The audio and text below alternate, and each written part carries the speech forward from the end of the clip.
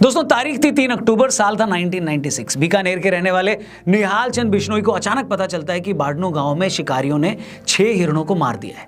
खबर मिलते ही निहाल चंद फौरन कुछ गांव वालों के साथ शिकार वाली जगह पर पहुंच जाते हैं। ये लोग शिकारियों को रोकने के लिए उन पर धावा बोल देते हैं। शिकारी इन लोगों को अपनी तरफ आता देख गोलियां चलाना शुरू कर देते हैं। इस गोलीबारी में निहाल चंद जी बुरी तरह जख्मी हो जाते हैं, मगर वो उस जगह को नहीं छोड़ते जहां मरे हुए हिरण पड़े थे। आखिरकार शिकारियों को बिना हिरण लिए वहां से जाना पड़ता है। कुछ देर बाद घायल निहाल चंद बिश्नोई की मृत्यु हो जाती है। 1999 में भारत सरकार निहाल चंद जी को उनकी बहादुरी के लिए शौर्य चक्र देती है। इसके साथ ही निहाल चंद बिश्नोई जी पहले ऐसे भारतीय बन जाते हैं जिन्हें सेना में न होने के बावजूद शौर्य चक्र से नवाजा जाता है। हो सकता है कि बिश्नोई समाज के बाहर इस कहानी से कुछ लोग वाकिफ न हो, मगर बिश्नोई समाज में निहाल चंद जी की ये दास्तां हर कोई जानता है। हमने भी इस वीडियो की शुरुआत अगर इस कहानी से की है तो इसके अपने रीजंस हैं। बाबा सिद्दीकी की मौत के बाद आज हर किसी की जुबान पर लॉरेंस बिश्नोई का नाम है। लॉरेंस बिश्नोई का ये स्टेटमेंट हर जगह चल रहा है कि जब तक सलमान खान काले हिरण की मौत के लिए माफी नहीं मांगते तब तक वो सलमान खान को माफ नहीं करेंगे। बहुत से लोग जो राजस्थान या इस इलाके के बाहर के हैं वो ये बात समझ ही नहीं पा रहे हैं कि आखिर एक हिरण को मारना इतना बड़ा मामला कैसे बन गया। बहुत से लोग लॉरेंस के इस गुस्से पर हैरान भी हो रहे हैं। लॉरेंस ने सही किया या गलत हम उसकी डिटेल में नहीं जा रहे, लेकिन हमारे व्यूअर्स के लिए यह समझना बहुत इंपॉर्टेंट है कि आखिर बिश्नोई समाज एक हिरण की मौत के लिए सलमान खान से आज भी इतना गुस्सा क्यों है। हो सकता है कुछ कौमों के लिए मासूम जानवरों को मार देना उनके ट्रेडिशन का हिस्सा हो, लेकिन बिश्नोई समाज ऐसा है जहां जानवरों को इंसानों की तरह ही माना जाता है। ये एक ऐसी कम्युनिटी है जहां महिलाएं जानवर के अनाथ बच्चों को स्तनपान तक करवा देती हैं। बिश्नोई समाज के गुरु जंभेश्वर जी ने इस कम्युनिटी को ऐसे संस्कार दिए हैं कि ये लोग पेड़ पौधों की हिफाजत के लिए अपनी जान तक दे देते हैं। पहले से पहले कि मैं लॉरेंस बिश्नोई गैंग और उनकी सलमान खान से चल रही दुश्मनी पर आऊं, आप एक और कहानी सुन लीजिए। ये कहानी आपको बताएगी कि आखिर बिश्नोई समाज के लिए हिरण या जानवर ही नहीं, पेड़ पौधे भी क्या मायने रखते हैं। राजस्थान में खेजड़ी का पेड़ पाया जाता है। ये एक ऐसा पेड़ है जो भरे रेगिस्तान में भी हरा भरा खड़ा रहता है। खेजड़ी का पेड़ भी बिश्नोई समाज में उतना ही पवित्र माना जाता है जितना कि काला हिरण। यह मामला है साल 1730 का, 1730। उस वक्त जोधपुर के महाराजा अजय सिंह को अपने महल के लिए लकड़ी की जरूरत थी, तो उनके सैनिक गांव में मौजूद एक खेजड़ी का पेड़ काटने चले जाते हैं। जैसे ये बात अमृता देवी नाम की एक महिला को पता लगती है तो वो पेड़ के आगे खड़ी हो जाती है। अमृता देवी ने सैनिकों को चुनौती दी कि अगर तुम्हें पेड़ काटना है तो पेड़ से पहले तुम्हें मेरी गर्दन काटनी होगी। सैनिकों ने भी अमृता देवी की गर्दन काट दी। उसके बाद पेड़ को बचाने आई अमृता देवी की 3 बेटियों को भी सैनिकों ने मार डाला और आखिर में अमृता देवी के पति को भी सैनिकों ने मार डाला। आपको जानकर हैरानी होगी कि उस दिन उस एक पेड़ को बचाने के लिए 363 लोगों ने अपनी जान दे दी। ये बताइए दोस्तों, क्या दुनिया के इतिहास में आपने ऐसी कोई एक भी कहानी सुनी है जहां एक पेड़ को बचाने के लिए 363 लोगों ने अपनी गर्दनें कटवा ली हो? शर्म की बात है कि आजादी के बाद इतिहास लिखने वालों ने औरंगजेब जैसे क्रूर शासकों का तो महिमा मंडन कर दिया, मगर उन वामपंथी मक्कारों ने आपको ऐसी एक कहानी नहीं बताई। अगर ऐसी कहानियां इस देश के बच्चों ने पढ़ी होती तो वो अपने लोगों की बहादुरी के बारे में जान पाते। आज के बच्चे ये समझ पाते कि बहादुरी का मतलब सिर्फ ये नहीं होता कि आप दूसरे राज्य पर कब्जा कर लें या आप मजहब फैलाने के लिए काफिरों की गर्दन काट लें। बहादुरी का मतलब ये होता है कि अगर एक पेड़ को बचाने के लिए आपको अपनी गर्दन तक कटवानी पड़े तो भी आप पीछे न हटे। बहादुरी किसी को मारने में नहीं, बल्कि बहादुरी एक पौधे, एक जीव को बचाने के लिए अपनी जान तक देने में है। और भारत की ऐसी ही कहानियां हमारे पॉडकास्ट में आपको देखने और सुनने को लगातार मिलेंगी।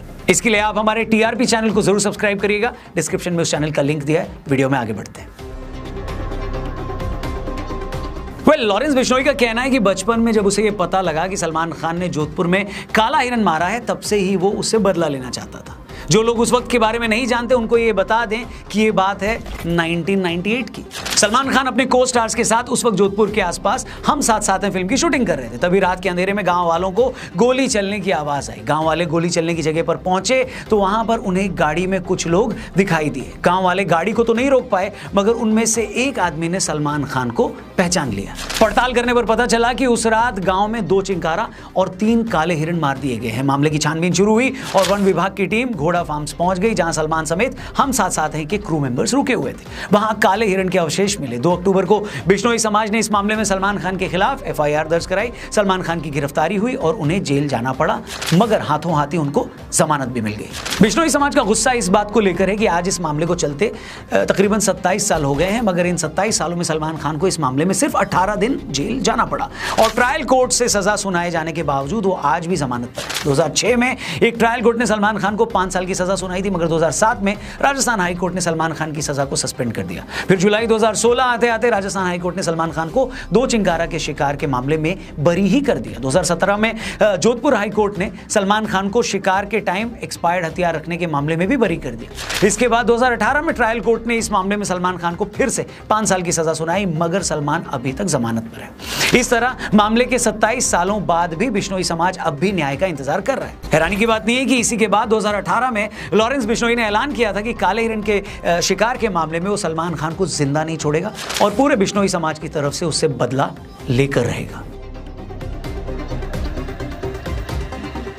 आज से 2 साल पहले की बात है। साल था 2022, महीना था जून का। सलमान खान के फादर सलीम खान साहब मॉर्निंग वॉक कर रहे थे, तभी उन्हें एक बेंच पर एक धमकी भरा खत मिलता है। उस खत में लिखा था, सलमान खान का हाल भी सिद्धू मूसेवाला जैसा कर देंगे। इसके बाद मार्च 2023 में सलमान खान के ऑफिशियल मेल ID पर 3 धमकी भरे ईमेल भेजे जाते हैं। इन ईमेल्स में साफ लिखा होता है कि अगला नंबर तेरा है, जोधपुर आते ही तू मूसेवाला की तरह मारा जाएगा। इसके बाद मार्च 2023 में लॉरेंस बिश्नोई जेल से एक इंटरव्यू देता है। उस इंटरव्यू में लॉरेंस बिश्नोई बताता है कि मेरा बचपन से एक ही सपना है, सलमान खान को मारना। इसके बाद अप्रैल 2023 में भी रॉकी नाम का एक लड़का फोन पर मुंबई पुलिस को सलमान खान को जान से मारने की धमकी देता है। इस साल उस वक्त हद हो गई जब 14 अप्रैल 2024 को सलमान खान के गैलेक्सी अपार्टमेंट के बाहर से 2 मोटरसाइकिल सवार लोग उनके घर की फर्स्ट फ्लोर की बैल्कनी पर फायरिंग कर देते हैं। इस पूरे मैटर में अब तक का सबसे बड़ा मोड़ तब आया जब कुछ दिन पहले मुंबई के एक बड़े नेता और सलमान खान के करीबी दोस्त बाबा सिद्दीकी की कुछ लोगों ने गोली मारकर हत्या कर दी। उस मर्डर के कुछ देर बाद ही लॉरेंस बिश्नोई गैंग ने इसकी रिस्पॉन्सिबिलिटी ले ली। यह खबर आई कि लॉरेंस बिश्नोई गैंग बोल रहा है कि जो भी आदमी सलमान खान की हेल्प करेगा वो मारा जाएगा। आपको बता दें कि ये वही बाबा सिद्दीकी हैं जिन्होंने 2013 में अपने घर हुई इफ्तार पार्टी में सलमान और शाहरुख खान की सुलह करवाई थी। बाबा सिद्दीकी सलमान खान की फैमिली के बहुत क्लोज थे।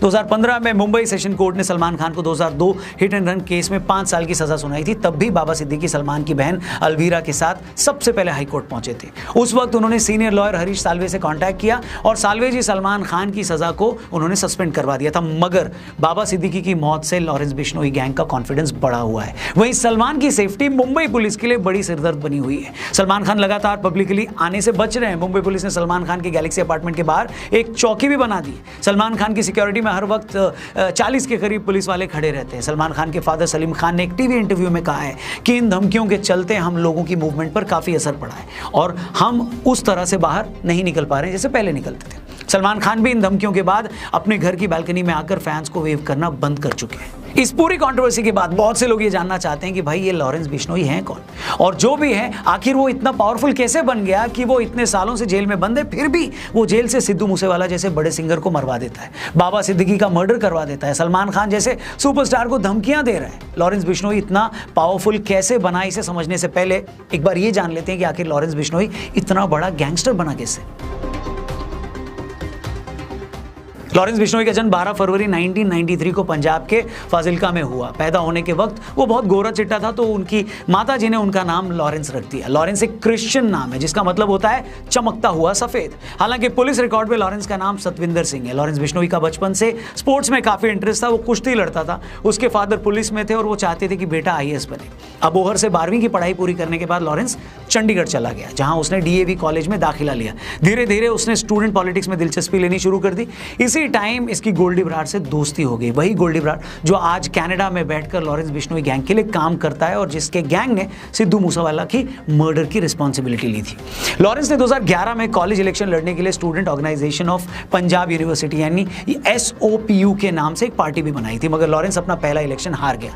इस हार के बाद से लॉरेंस को काफी इंसल्टेड फील हुआ, जिसके बाद उसने एक रिवॉल्वर खरीदी और उस गैंग से भिड़ गया जिसने उसे इलेक्शन में हराया था। कुछ मीडिया रिपोर्ट्स की माने तो कॉलेज टाइम में लॉरेंस की गर्लफ्रेंड थी। आपसी रंजिश में दूसरे गैंग ने उसकी गर्लफ्रेंड का मर्डर कर दिया, जिसके बाद लॉरेंस पूरी तरह से क्राइम की दुनिया में आ गया। आगे चलकर लॉरेंस की दोस्ती संपत नेहरा से हुई। संपत पुलिस इंस्पेक्टर का बेटा था। लॉरेंस, गोल्डी और संपत ने मिलकर पंजाब के साथ साथ हरियाणा में अपना एक क्राइम सिंडिकेट बनाया। इस तिकड़ी ने हरियाणा में काला जठेड़ी और दिल्ली में जितेंद्र गोगी के साथ भी ग्रुप बना लिया। इसके बाद लॉरेंस शराब माफिया, ड्रग स्मगलर्स और बिजनेसमैन से फिरौती मांगने लगा। 2012-13 आते आते उसने अपना घर भी छोड़ दिया। 2014 में लॉरेंस बिश्नोई को राजस्थान में अरेस्ट करके भरतपुर जेल भेजा गया था, मगर एक पेशी के लिए मोहाली ले जाते टाइम वो पुलिस कस्टडी से भाग गया।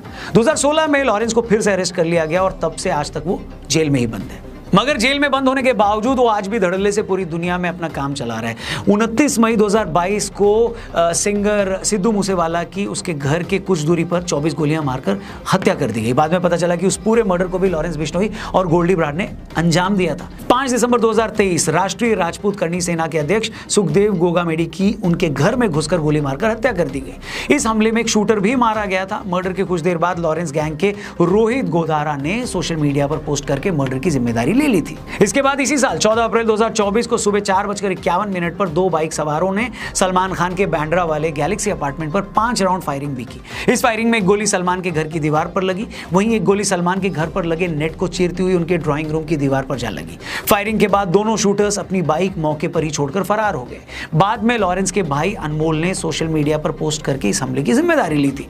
इसके अलावा कुछ दिन पहले जिस तरह बाबा सिद्दीकी जैसे बड़े नेता की सरेआम हत्या की गई, उसने तो पूरे देश को हिलाकर रख दिया। इस मर्डर की रिस्पांसिबिलिटी भी लॉरेंस बिश्नोई गैंग ने ली। आज लॉरेंस गैंग में 700 से ज्यादा शूटर्स हैं। ये विदेशों से हथियार मंगवाते हैं। इसके शार्प शूटर्स पंजाब, हरियाणा, राजस्थान, दिल्ली से लेकर हिमाचल प्रदेश से काम करते हैं और उनका नेटवर्क दुनिया भर में फैला हुआ है। लॉरेंस के गुर्गे शराब कारोबारियों, व्यापारियों और सटोरियों के नंबर जेल में उसके पास पहुंचाते हैं। लॉरेंस धमकी देकर इन लोगों से करोड़ों की वसूली करता है। लॉरेंस ने एनआईए को बताया था कि उसने तिहाड़ के अलावा राजस्थान के भरतपुर और पंजाब के फरीदकोट जेल में रहते हुए भी कई कारोबारियों से करोड़ों की वसूली की थी।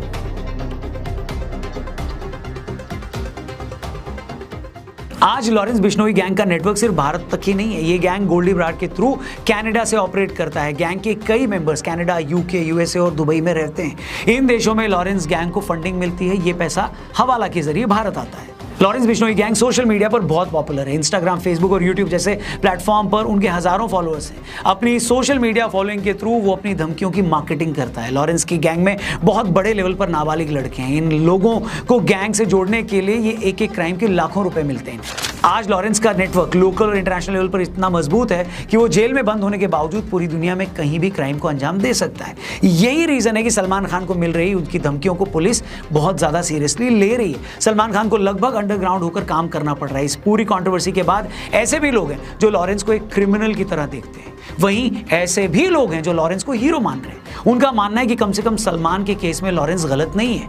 वो ये गिनाना भी नहीं भूलते कि चिंकारा के शिकार से लेकर हिट एंड रन केस तक सलमान के नाम भी बहुत से क्राइम है। इसलिए एक बहुत बड़ा सेक्शन सलमान खान के साथ आज कोई हमदर्दी नहीं रख रहा। हमारा मानना है दोस्तों कि किसी भी सिविल सोसाइटी में सब कुछ कानून के दायरे में होना चाहिए, फिर चाहे वो कानून लॉरेंस के मामले में हो या सलमान खान के मामले में। बाकी आप इस मैटर पे क्या सोचते हैं कमेंट करके जरूर बताइएगा। आप लॉरेंस बिश्नोई को लेकर क्या सोचते हैं, इस केस में सलमान को कितना ठीक या गलत मानते हैं, ये भी जरूर कमेंट करिएगा। वीडियो पसंद आई हो तो इसे शेयर करना मत भूलें। चैनल को भी सब्सक्राइब करके जाना। जल्दी मिलते हैं, अपना ख्याल रखिए। जय हिंद, वंदे मातरम।